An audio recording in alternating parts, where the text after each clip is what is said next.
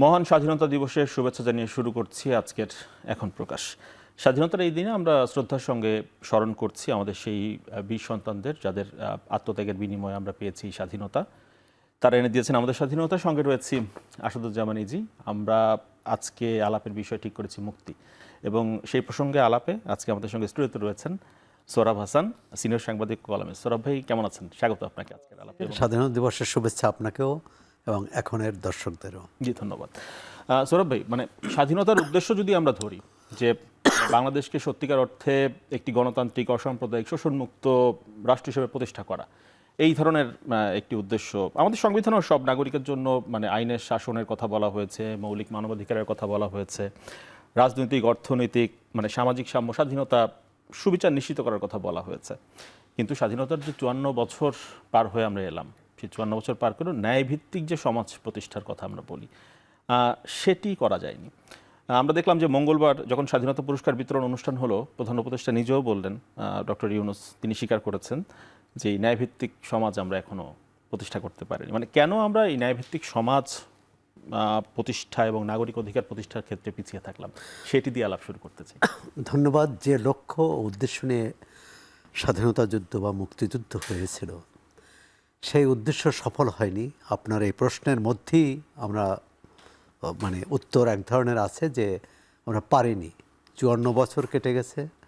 54 বছরে যতটা এগোনোর কথা ছিল ততটা আমরা এগোতে পারিনি। বিশেষ করে সাধারণ মানুষের মুক্তি, সাধারণ মানুষের মৌলিক অধিকার, তাদের অন্ন, বস্ত্র, বাসস্থান, শিক্ষা, স্বাস্থ্যসেবা নিশ্চিত করা, এটি পারেনি। এখনও দেশের যদি 1/3 মানুষ শিক্ষার আলো থেকে বঞ্চিত, 18% নিচে, 18% মতো মানুষ দারিদ্র্য সীমার নিচে বাস করছে। লাখ লাখ বেকার তরুণ, শিক্ষিত এবং শিক্ষিত নন যারা, তারাও। মানে একটা দেশ এগোয় জনশক্তি, আমরা জনশক্তি নিয়ে অনেক কী বলে গর্ব করি, এটিকে জনমিতির সাফল্য দাবি করি যে এটি একটি আমাদের সম্পদ, শক্তি, কিন্তু সেই শক্তিকে তো শক্তিতে রূপান্তরিত করতে পারেনি। মানে ডেমোগ্রাফিক ডিভিডেন্ডের যে সাফল্য যে পাওয়ার কথা বা সুফল পাওয়ার কথা, সেটিকে আমরা সেটা পারিনি। কারণ সেজন্য তো প্রতিটি নাগরিককে তার যে মৌলিক অধিকার নিশ্চিত করতে হবে, তাকে ওভাবে যোগ্য করে তুলতে হবে। এখনও ধরেন এই ঢাকা শহরে যদি 2 কোটি মানুষ হয়, তার 5 ভাগের 1 ভাগ বস্তিবাসী, তাদের ন্যূনতম যে মৌলিক অধিকার তার থেকে বঞ্চিত, তাদের স্বাস্থ্যসেবা থেকে বঞ্চিত, বিশেষ করে শিক্ষা থেকে বঞ্চিত তাদের সন্তানেরা।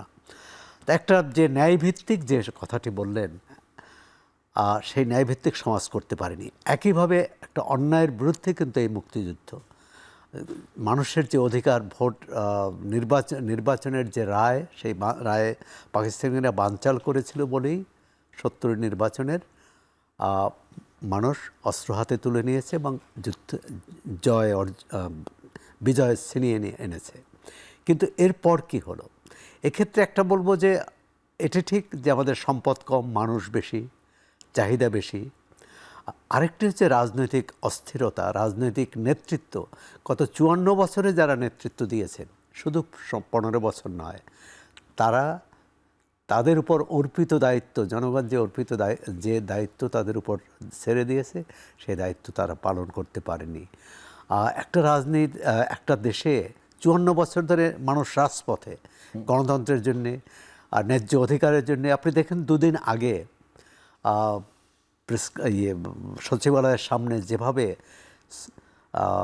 শ্রমিকরা গিয়েছিলেন তাদের বকেয়া বেতন এবং বোনাসের দাবিতে, যেভাবে তাদের নিগ্রহ করা হয়েছে, যেভাবে তাদের লাঞ্ছিত করা হয়েছে, আহত করা হয়েছে, মানে এটি, তাহলে তো আমরা কোথায় স্বাধীনতা অর্জন করলাম? সৌরভ ভাই, মানে বলছিলেন যে যারা আসলে দীর্ঘ এই 54 বছরের সময়টাতে যারা আসলে মানে রাজনৈতিক নেতৃত্বের জায়গায় ছিলেন, তারা এই ধরনের ব্যর্থতার জায়গায় অনেক ক্ষেত্রে আমরা দেখেছি। দেশ শাসনের ভার যারা নিয়েছেন, তারা জনগণের আশা আকাঙ্ক্ষা অনেক ক্ষেত্রেই পূরণ করতে ব্যর্থ হয়েছেন। এখন পূর্বাপর সরকার জনগণের কাছে দেওয়া অঙ্গীকার পূরণের যে চেয়ে আমরা দেখেছি যে নিজেদের আখের গুছাতেই অনেক ক্ষেত্রে তারা মানে ব্যতিব্যস্ত ছিলেন। এখন তো নতুন রাজনীতির কথা চলছে, মানে 24-এর যে আকাঙ্ক্ষা, সেই আকাঙ্ক্ষায় নতুন রাজনীতি, মানে ব্যর্থ যে রাজনৈতিক নেতৃত্ব, সেই অভিযোগ পেছনে ফেলে এবার কতটা সফল হবে বলে মনে হয়? আহ, সফলতা সফলতা তো আসা উচিত। মানুষ আর কতবার রাজপথে যাবে, রাজপথে থাকবে, জীবন দেবে, নিগ্রহের শিকার হবে। একটা তো আশার সামনে এগোনোর তো একটা পথ বের করতে হবে। এবং 24-এর যে গণ অভ্যুত্থান, সর্বস্তরে মানুষ তাতে অংশ নিয়েছে। সাধারণ মানুষ, খেটে খাওয়া মানুষ, রিক্সা চালক, অটো চালক, ফুটপাতের হকার, একেবারে দিনমজুর, এরা পর্যন্ত আপনি দেখেছেন যে কিন্তু তারা তো কিছুটা হতাশও এখন। এই 7.5 মাসে খুব একটা পরিবর্তন হয়নি। নিত্যপণ্যের দাম বৃদ্ধি, নিরাপত্তার অভাব, যে বিষয়টি খুবই পীড়িত করে এবং আমাদের শঙ্কিত করে, সেটি হচ্ছে বিশেষ করে আপনি বলছিলেন যে বাংলাদেশ তো আকাঙ্ক্ষা ছিল একটি অসাম্প্রদায়িক বাংলাদেশ হবে, একটি গণতান্ত্রিক বাংলাদেশ হবে, যেখানে নারী পুরুষ সবাই সমান অধিকার ভোগ করবে। আজকে পোশাক নিয়ে নারীকে যেভাবে হেনস্থা করা হচ্ছে, কোথায় কি যাবে, কি করবে, সেটা নিয়ে যখন খবরদারি করা হচ্ছে, একটা নারী যখন স্বাধীনভাবে নিজেকে স্বাধীন না মনে করে, তাহলে তো দেশের অর্ধেক অংশকে আপনি পরাধীন রেখে তো দেশ স্বাধীন হতে পারে না। একইভাবে শ্রমিক, কৃষক, সাধারণ মানুষের কথাও তো প্রযোজ্য। যে রাজনৈতিক নেতৃত্বের কথা, আমরা অবশ্যই নতুন রাজনৈতিক বন্দোবস্ত চাই। নতুন রাজনৈতিক বন্দোবস্ত কি? যে রাজনীতি সংকীর্ণতার ঊর্ধ্বে উঠে সমতার ভিত্তিতে দেশ পরিচালনা করবে। এই আন্দোলনের মূল কথা ছিল কি? বৈষম্যের বিরুদ্ধে। একটি চাকরিতে কোটা, সরকারি চাকরিতে কোটা নিয়ে কিন্তু আন্দোলন, সেই আন্দোলনটা ছড়িয়ে পড়লো সারা দেশে এ কারণে যে সরকার জবরদস্তিভাবে দেশের মানুষের উপর অত্যাচার নির্যাতন শাসন করছিল, অত্যাচার নির্যাতন চালাচ্ছিল, তার বিরুদ্ধে। তো সুতরাং আন্দোলনটা কিন্তু আর ওখানে থেমে থাকেনি। যারা আন্দোলনে অংশ নিয়েছে তারা সবাই চাকরি পাবে তা নয়, তাদের সবার কর্মসংস্থানের বিষয়ও নয়। সব যারা দিন আনা দিন খাওয়া মানুষ এটা অংশ নিয়েছে একটা ভালো থাকার জন্যে। সবাই মানে সুখটা সবার জন্য হবে। একজন ভালো থাকবে, 10জন মন্দ থাকবে, 10জন খারাপ থাকবে, সেরকম নয়। আমাদের স্বাধীনতার পরে অনেক দেশ স্বাধীন হয়েছে, ভিয়েতনাম, আরও অনেক দেশ। তাদের অর্থনৈতিক অবস্থা এবং আমাদের অর্থনৈতিক অবস্থা যদি মিলিয়ে দেখি, তাহলে আমাদের রাজনৈতিক নেতৃত্বকে অবশ্যই দোষারোপ করতে হয়।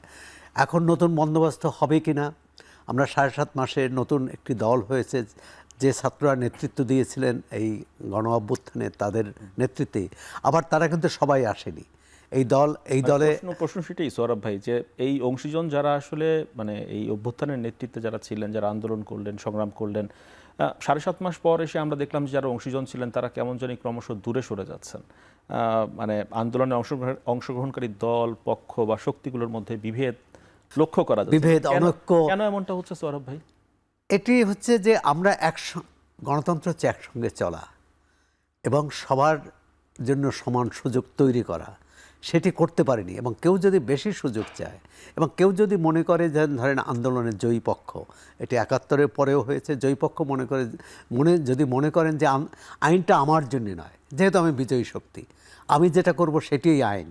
এটি হচ্ছে বাংলাদেশের গণতন্ত্রের, বাংলাদেশের শাসন ব্যবস্থার একটা বড় দুর্বলতা, যে যারা শাসন করে অথবা শাসন ক্ষমতার কাছাকাছি চলে গেছেন, ন্যারেটিভগুলো তাদের মতো করে তৈরি করা এবং অন্যকে বঞ্চিত করা। এই যে বিভেদ, এটা বিভেদ কী নিয়ে? একটা বাংলাদেশের গণতন্ত্র উত্তরণ এবং যে অর্থনৈতিক বৈষম্য আছে, অর্থনৈতিক যে অনাচার আছে, এগুলো দূর করা।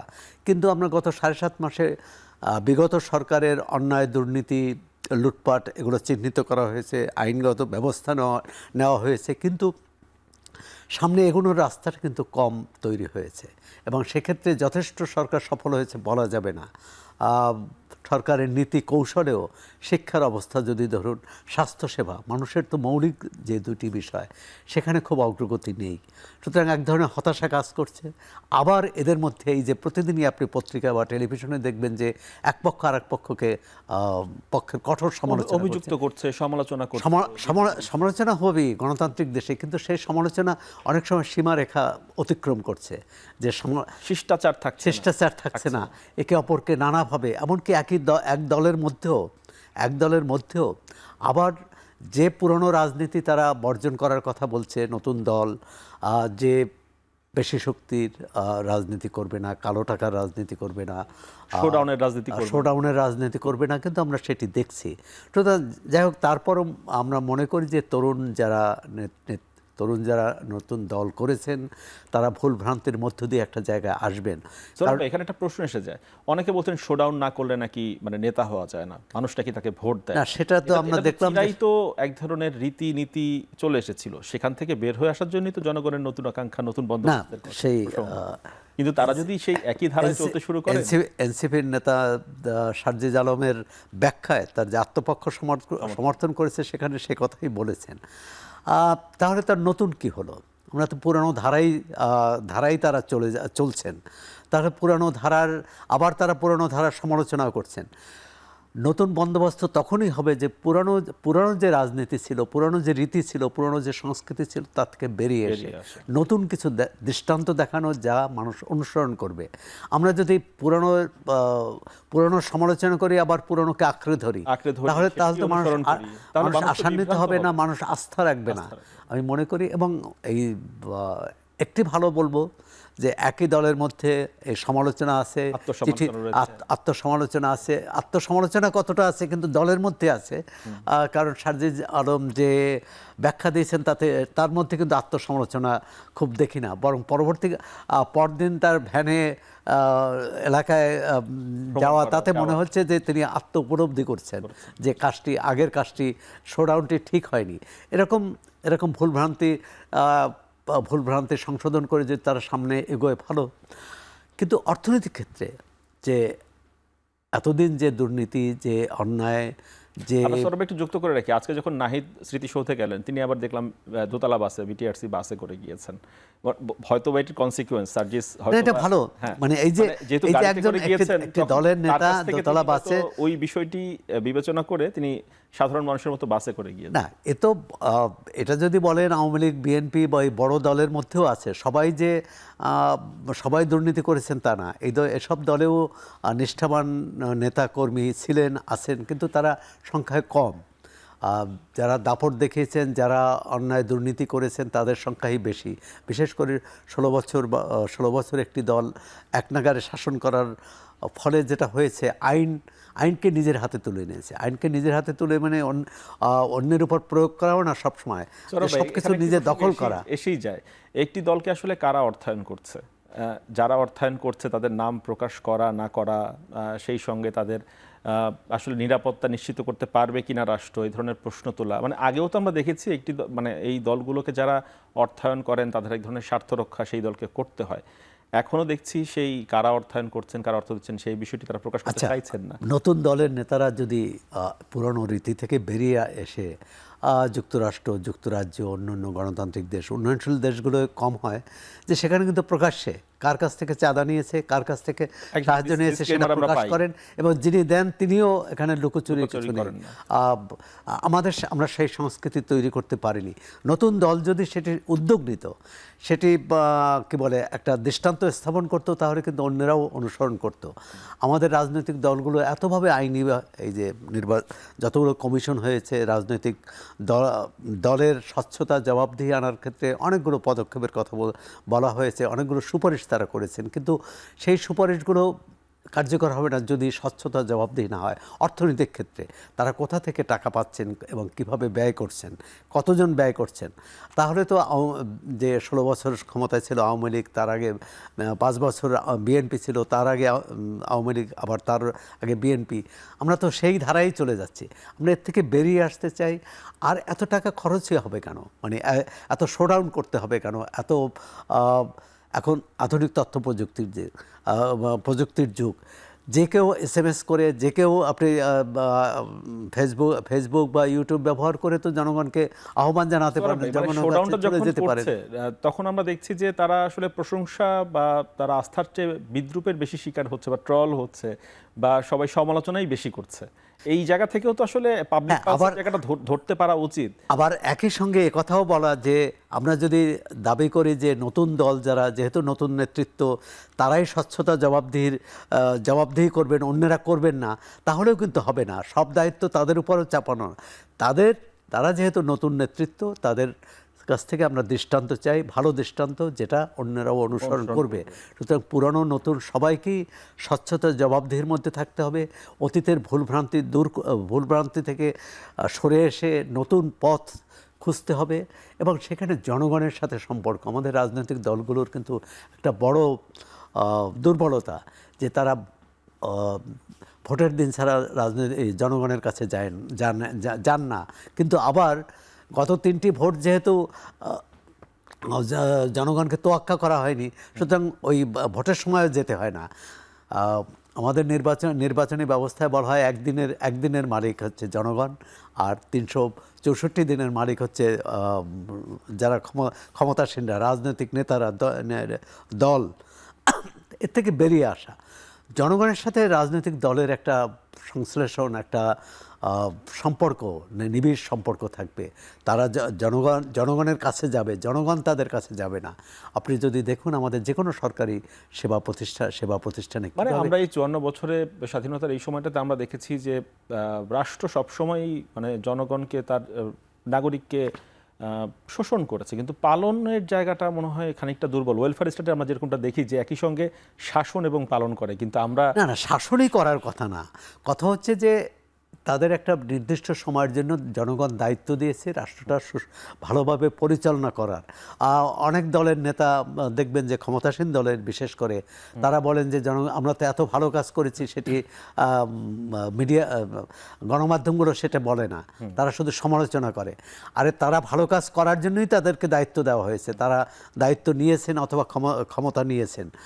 তারা মন্দ করলেই তো সেটা বলবে। ভালো কাজটা করা তো তার দায়িত্ব, নৈতিক দায়িত্ব। সেই নৈতিক দায়িত্ব থেকে তারা বিচ্যুত হলে তখন তো সমালোচনা হবেই, এবং সেই সমালোচনাই আমরা করছি, মানুষ করছে। এবং আজকে সামাজিক যোগাযোগ মাধ্যমের ভালো মন্দ দুটি দিকে আছে।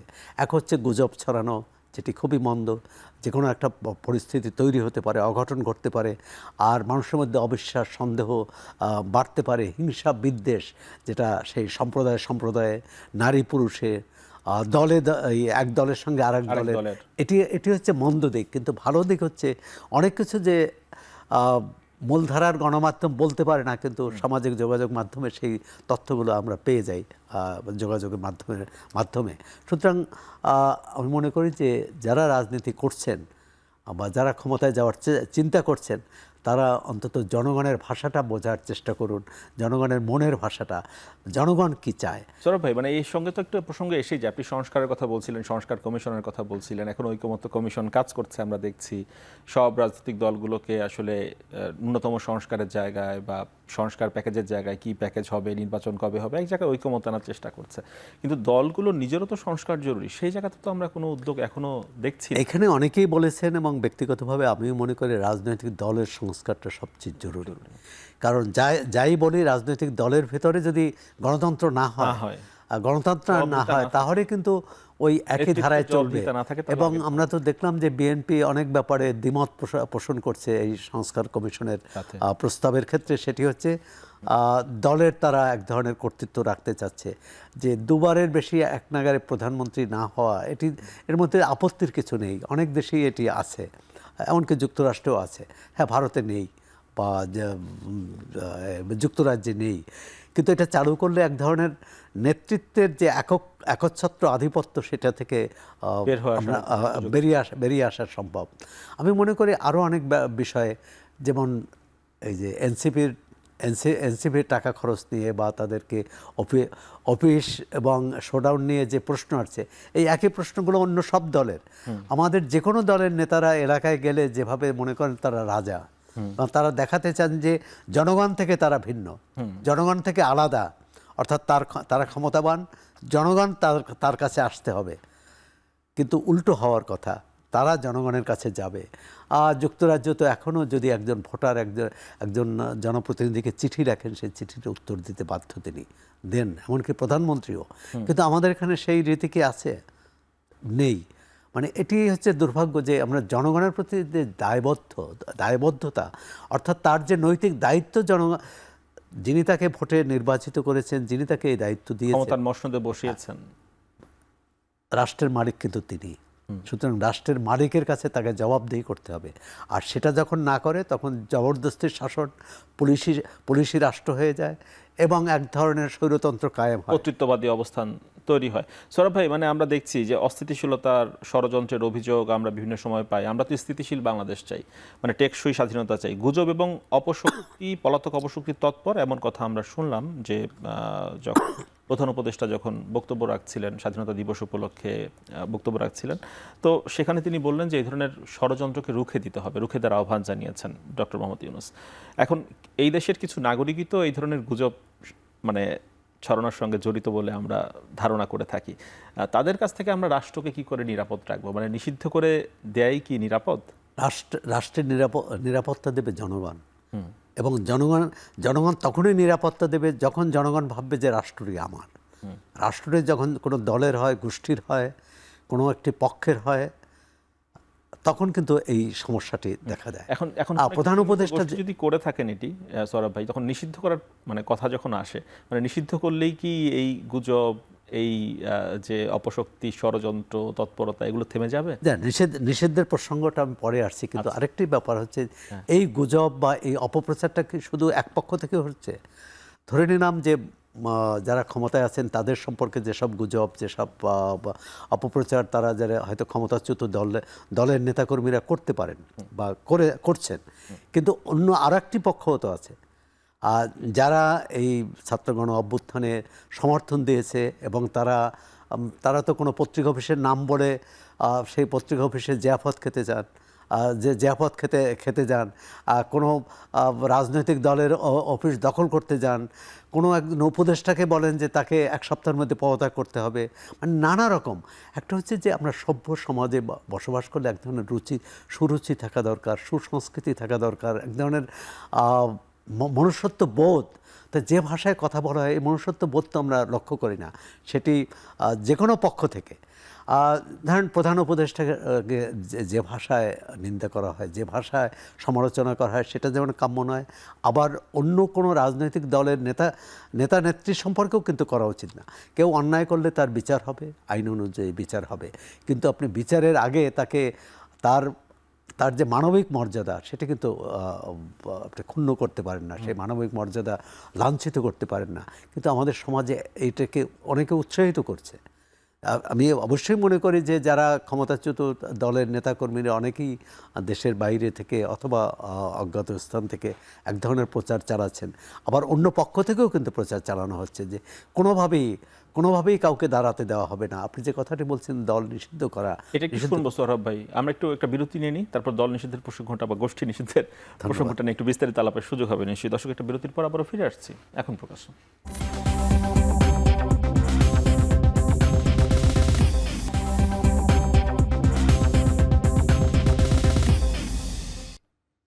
বিরতির পর আবারও ফিরে এলাম এখন প্রকাশ্যে। আমরা আলাপ করছি মুক্তি, আমাদের আজকের আলাপের বিষয়। আমরা এই মুহূর্তে পেয়েছি আমাদের সঙ্গে আরেকজন আলোচক, এম হুমায়ুন কবির, সাবেক রাষ্ট্রদূত এবং আন্তর্জাতিক সম্পর্ক বিশ্লেষক। আপনাকে স্বাগত।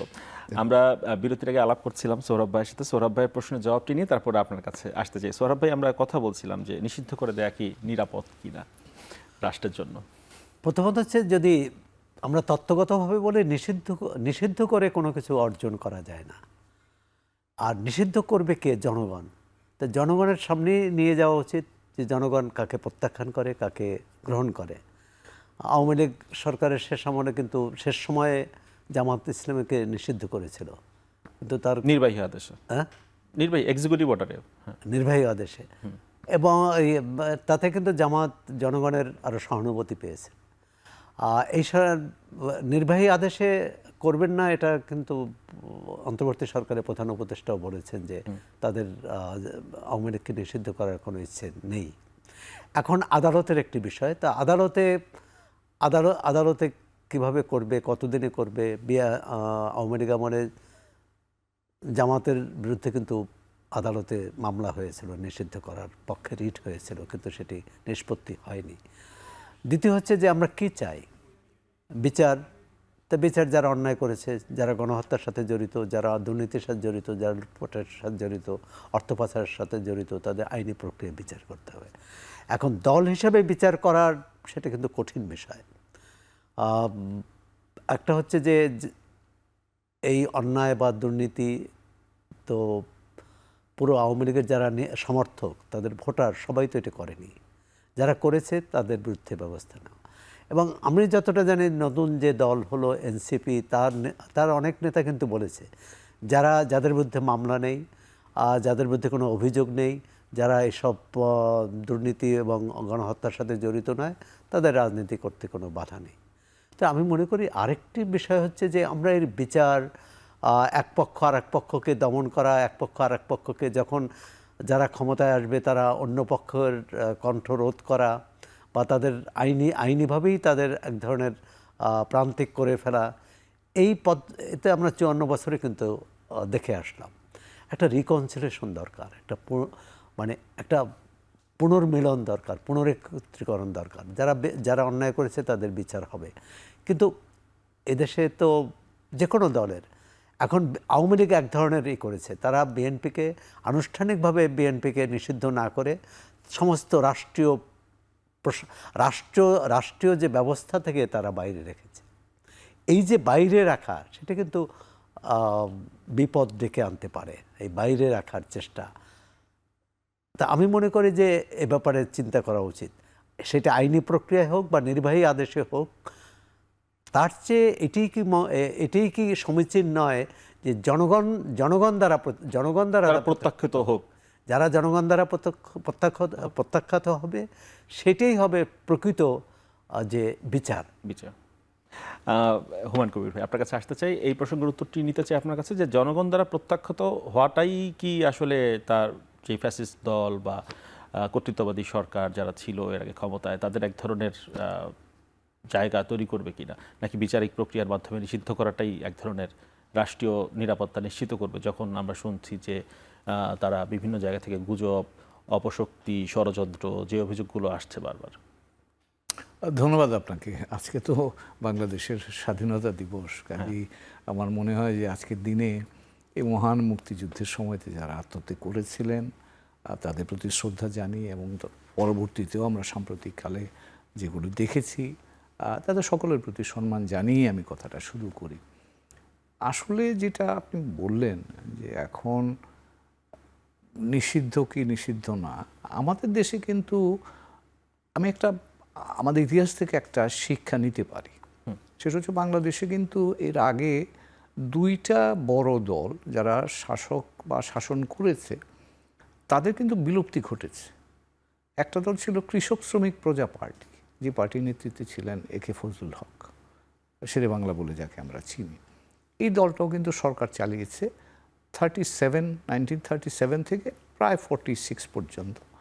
পরবর্তীতে কিন্তু তারা যেহেতু জনগণের ভাষা বা জনগণের চিন্তার সাথে সাযুজ্য রাখতে পারেনি, 54 সাল পর্যন্ত তারা ক্ষমতার কাছাকাছি আসতে পেরেছিল, তারপর কিন্তু ইররিলেভেন্ট হয়ে গেছে। এরপর আর এটার কোনো অস্তিত্ব পাওয়া যায়নি। মুক্তিযুদ্ধের সময় বরঞ্চ তাদের ভূমিকাটা মুক্তিযুদ্ধের বিরোধী ভূমিকায় ছিল আমার যতখানি মনে আছে। মুসলিম লীগ বাকি এই দেশে 47 থেকে 70-71 পর্যন্ত ক্ষমতায় ছিল বিভিন্ন রকমে, কিন্তু তারপরে এই দেশে মুসলিম লীগের কোনো অস্তিত্ব থাকেনি। কারণ জনগণের চাহিদার সাথে তাদের, এবং তারা যে ধরনের গণহত্যা বলেন, বড় ধরনের ক্রাইম যেটাকে আমরা বলি, এগুলোর সাথে সংশ্লিষ্টতার কারণে তারা রিলেভেন্স হারিয়েছে। আজকে তার এই দেশে কিন্তু আর তার নাই, মানে তাদের প্রাসঙ্গিকতা তারা নিজেরা হারিয়ে ফেলেছে। এখন যে জায়গাটা এসছে সেটা হচ্ছে যে বড় প্রশ্ন যেটা আসবে যে এখনকার আওয়ামী লীগ এখনকার প্রেক্ষাপটে নতুন চাহিদা, নতুন প্রজন্ম, নতুন বাস্তবতায় তাকে কতটা রেলিভেন্ট বা প্রাসঙ্গিক রাখতে পারে তার উপরেই নির্ভর করে সে টিকে থাকবে কি থাকবে না। তো কাজে এখানে পদ্ধতিগত ব্যাপার নিয়ে যেটা আলোচনা হচ্ছে এখন, কিন্তু আমি মনে করি মূল জায়গাটা হচ্ছে তাদের রাজনীতির প্রাসঙ্গিকতাটা খুব গুরুত্বপূর্ণ। মানুষ তাদেরকে মনে করে কিনা, তাদের উপর দায়িত্ব দেওয়া যায়, ভরসা রাখা যায়, সেটা জনগণ সিদ্ধান্ত নেবে শেষ বিচার। জি, হুমায়ুন কবির ভাই, মানে আমরা একটু জানতেই চাই যে আসলে এই সময়টাতে এসে স্বাধীনতার 54 বছর পার করে এসে বাংলাদেশকে, এই নতুন বাংলাদেশকে, 24 পরবর্তী নতুন বাংলাদেশকে বহির্বিশ্ব কোন দৃষ্টিতে দেখছে এই মুহূর্তে? বিশেষ করে শক্তিশালী যে রাষ্ট্রগুলো রয়েছে সেই রাষ্ট্রগুলোর চোখে বাংলাদেশের অবস্থান এখন কেমন? ধন্যবাদ আপনাকে। খুবই আমি বলবো যে যুক্তিযুক্ত প্রশ্ন আজকের দিনের জন্য। আমি কাজ করতে গিয়ে আমার যেটুকু অভিজ্ঞতা হয়েছে, বাংলাদেশে আমরা মহান মুক্তিযুদ্ধের সময় 2-3টা আদর্শকে বা স্বপ্নকে সামনে রেখে আমরা এই মুক্তিযুদ্ধে অংশগ্রহণ করেছিলাম। এই দেশের মানুষ অকাতরে আত্মত্যাগ করে আমরা একটা স্বাধীন বাংলাদেশ প্রতিষ্ঠা করেছিলাম। 2-3টা মৌলিক জিনিস ছিল। একটা ছিল যে আমরা একটা গণতান্ত্রিক রাষ্ট্র ব্যবস্থা বা গণতান্ত্রিক সমাজ তৈরি করতে চেয়েছিলাম। এটা কিন্তু গণতন্ত্র, কারণ পাকিস্তানিরা আমাদেরকে আমাদের গণতান্ত্রিক অধিকার দেয়নি বলেই কিন্তু একেবারে সাক্ষাৎ অর্থে আমরা মুক্তিযুদ্ধের দিকে গেলাম। আরেকটা ছিল পাকিস্তান আমলে কিন্তু আমরা বৈষম্যের শিকার হয়েছিলাম, ভয়াবহ। এবং সেই বৈষম্য বিরোধী একটা বাংলাদেশ, একটা সাম্যের বাংলাদেশ গড়ব, সেটাও কিন্তু আমাদের আরেকটা স্বপ্ন ছিল। আরেকটা ছিল সামাজিক ন্যায় বিচার। আমরা একটা মানবিক সমাজ গড়তেছিলাম, সামাজিকভাবে এক ন্যায় বিচারের রাষ্ট্র হবে, সেটাই আমাদের প্রত্যাশা ছিল। এবং বাইরের পৃথিবীও কিন্তু বাংলাদেশকে একটা গণতান্ত্রিক দেশ হিসেবে দেখতে চায়। আজকে আপনি লক্ষ্য করবেন পৃথিবীর বিভিন্ন দেশ, মার্কিন যুক্তরাষ্ট্র, চীন, ভারত, আমাদের এই মহান স্বাধীনতা দিবসে কিন্তু বাণী পাঠিয়েছে বাংলাদেশের মানুষের জন্য, বাংলাদেশের সরকারের জন্য। সেখানেও কিন্তু এই অনুরণনটা আছে যে তারা কিন্তু গণতান্ত্রিক বাংলাদেশকে দেখতে চায়। আমরা সাম্যের বাংলাদেশটাও তারা দেখতে চায়, কারণ সাম্য যদি না থাকে, একটা বৈষম্যমূলক সমাজ যদি দাঁড়ায়, তাহলে সেই সমাজ অস্থিতিশীল হওয়াটা খুবই সহজ। এবং সেটা কিন্তু বাংলাদেশে দেখেছি। আজকে আমরা যে নতুন বাংলাদেশে নতুন প্রেক্ষাপট নিয়ে আলোচনা করছি, সেটা দেখেন বৈষম্য বিরোধী ছাত্র আন্দোলন থেকে কিন্তু এর যাত্রাটা বা এর আমি বলবো যে এই ঘটনা প্রবাহটার গতি লাভ করা। তো মানেটা কি? নামই তো বলে দিচ্ছে যে বাংলাদেশ গত 54 বছরে আমরা যে একটা সাম্যের সমাজ চেয়েছিলাম, বাংলাদেশে গত বছরই বা 1 বছর বা 2 বছর আগে আমরা দেখেছি এই দেশে ধনী হওয়ার যে হার পৃথিবীর সবচেয়ে বেশি। তো বাংলাদেশে যেখানে 20% মানুষ সরকারি হিসাব অনুযায়ী এখনও দারিদ্র্যসীমার নিচে, সেখানে যদি আপনি ধনী হওয়ার প্রবণতাটা বিশ্বের মধ্যে সবচেয়ে বেশি হয়, এটাই বলে দিচ্ছে যে বাংলাদেশ একটা বৈষম্যহীন সমাজ তো হয়নি। এবং তার বিরুদ্ধেই তো এই তরুণ প্রজন্ম বিদ্রোহ করেছে, তারা রাস্তায় নেমেছে, মানুষজন তাদের সাথে যোগ দিয়েছে। আর আরেকটা জিনিস যেটা দেখতে চায় সেটা হচ্ছে সামাজিক ন্যায় বিচার। ন্যায় বিচার না থাকলে, কারণ প্রতিটা মানুষ, একটা রাষ্ট্রের 3টা গুরুত্বপূর্ণ উপাদান থাকে। একটা হচ্ছে সবচেয়ে বড় উপাদান, যেটা আমাদের সংবিধানও বলা আছে, এই দেশের মালিক তো এই দেশের মানুষ। তো মানুষ মানে কি? আপনি, আমি, আমরা সকলেই মানুষ। তাহলে আমার অধিকারটাকে নিশ্চিত করতে হবে রাষ্ট্র। এটা হলো যে কোনো রাষ্ট্রের মৌলিক দায়িত্ব বা কর্তব্য। তারপরে আসে সেখানে সরকারকে দায়বদ্ধ করতে হবে। সরকারের হাতে তো ক্ষমতা থাকে প্রচুর, কাজে সরকারি ক্ষমতাটাকে ন্যায্যভাবে, আইনি কাঠামোর মধ্যে এটা ব্যবহার করবে through due process of law. এই কথাটা আইনে আছে। কাজে এই কথাটা রাষ্ট্রের এই ক্ষমতার ব্যবহারটাকে আমি যথাযোগ্যভাবে জনগণের স্বার্থ রক্ষা করে এটা ক্ষমতা প্রয়োগ হচ্ছে কিনা সেটা একটা জায়গা। আর সবশেষ যেটা হচ্ছে, রাষ্ট্রের সাথে মানুষের একটা দ্বান্দ্বিক সম্পর্ক আছে। সেই সম্পর্কটাতে সামাজিক ন্যায় বিচার যদি আপনি নিশ্চিত না করতে পারেন, তাহলে রাষ্ট্রের ক্ষমতা অপপ্রয়োগ হবে এবং সেখানে স্বৈরাচার, যেটা কোনো কারণে সরকার, শাসক, তারা যদি জনগণ থেকে বিচ্ছিন্ন হয়ে যায়, খুব স্বাভাবিকভাবেই তারা খুব বেশি দিন তারা। এবং সেখানে আমি আরো একটা বলি, দেখেন আমাদের পাশাপাশি আরেকটা ঘটনা ঘটে। একটু বিরতি নিয়ে ফিরে আসি ভাই, একটা বিরতির সময় হচ্ছে আরেকটি। দর্শক, বিরতির পর আবারও ফিরে আসছি এখন প্রকাশন।